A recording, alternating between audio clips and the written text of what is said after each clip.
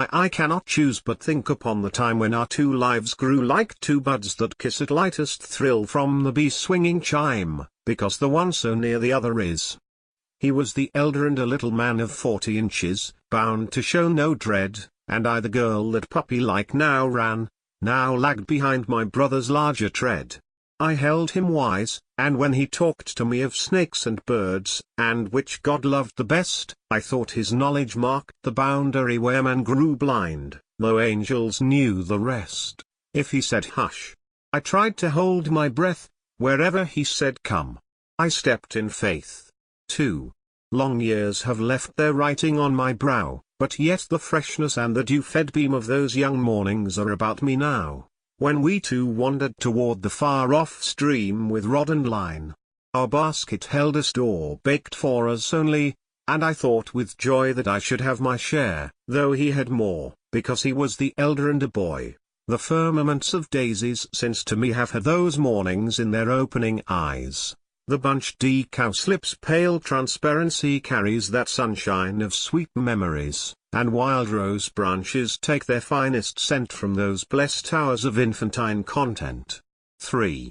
Our mother bade us keep the trodden ways, stroked down my tippet, set my brother's frill, then with the benediction of her gaze clung to us lessoning, and pursued us still across the homestead to the rookery elms, whose tall old trunks had each a grassy mound, so rich for us, we counted them as realms with varied products.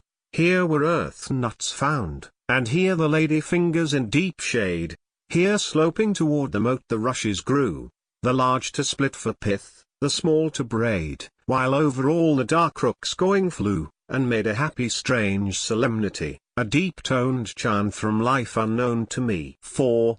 Our meadow path had memorable spots, one where it bridged a tiny rivulet, deeped by tangled blue forget-me-nots, and all along the waving grasses met my little palm, or nodded to my cheek, when flowers with upturned faces gazing drew my wonder downward, seeming all to speak with eyes of souls that dumbly heard and knew. Then came the copse, where wild things rushed unseen, and black scathed grass betrayed the past abode of mystic gypsies, who still lurked between me and each hidden distance of the road. A gypsy once had startled me at play, blotting with her dark smile my sunny day. Thus rambling we were schooled in deepest lore, and learned the meanings that give words a soul, the fear, the love, the primal passionate store, whose shaping impulses make manhood whole. Those hours were seed to all my after good, my infant gladness, through eye, ear, and touch, took easily as warmth a various food to nourish the sweet skill of loving much. For who in age shall roam the earth and find reasons for loving that will strike out love with sudden rod from the hard year-pressed mind? Were reasons sown as thick as stars above, 'tis love must see them, as the eye sees light, days but number to the darkened sight. Vi. Our brown canal was endless to my thought, and on its banks I sat in dreamy peace, unknowing how the good I loved was wrought, untroubled by the fear that it would cease. Slowly the barges floated into view rounding a grassy hill to me sublime with some unknown beyond it, whither flew the parting cuckoo toward a fresh springtime, the wide-arched bridge, the scented elder flowers, the wondrous watery rings that died too soon, the echoes of the quarry, the still hours with white robes sweeping on the shadeless noon, were but my growing self, a part of me, my present past, my root of piety. 7. Those long days measured by my little feet had chronicles which yield me many a text, where irony still finds an image meet of full-grown judgments in this world perplexed.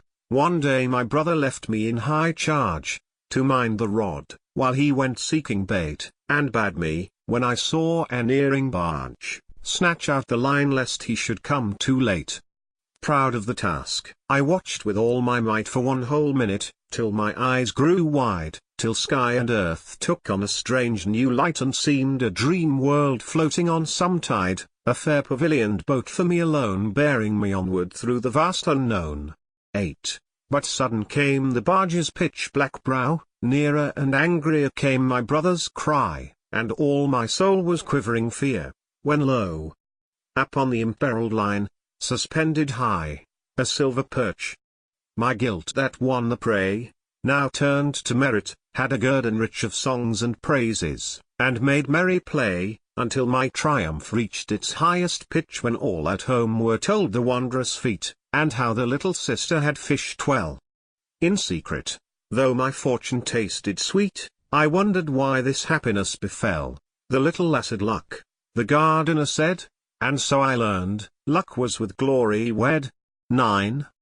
We had the self-same world enlarged for each by loving difference of girl and boy. The fruit that hung on high beyond my reach he plucked for me, and oft he must employ a measuring glance to guide my tiny shoe where lay firm stepping stones, or call to mind this thing I like my sister may not do, for she is little, and I must be kind. Thus boyish will the nobler mastery learned where inward vision over impulse reigns, widening its life with separate life discerned, alike unlike, a self that self restrains. His years with others must the sweeter be for those brief days he spent in loving me. His sorrow was my sorrow, and his joy sent little leaps and laughs through all my frame. My doll seemed lifeless and no girlish toy had any reason when my brother came. I knelt with him at marbles, marked his fling cut the ringed stem and make the apple drop, or watched him winding close the spiral string that looped the orbits of the humming top.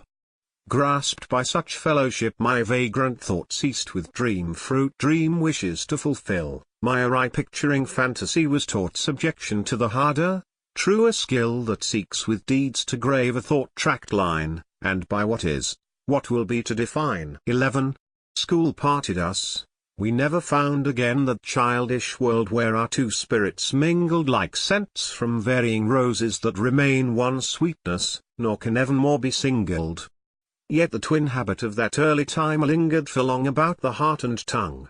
We had been natives of one happy clime and its dear accent to our utterance clung.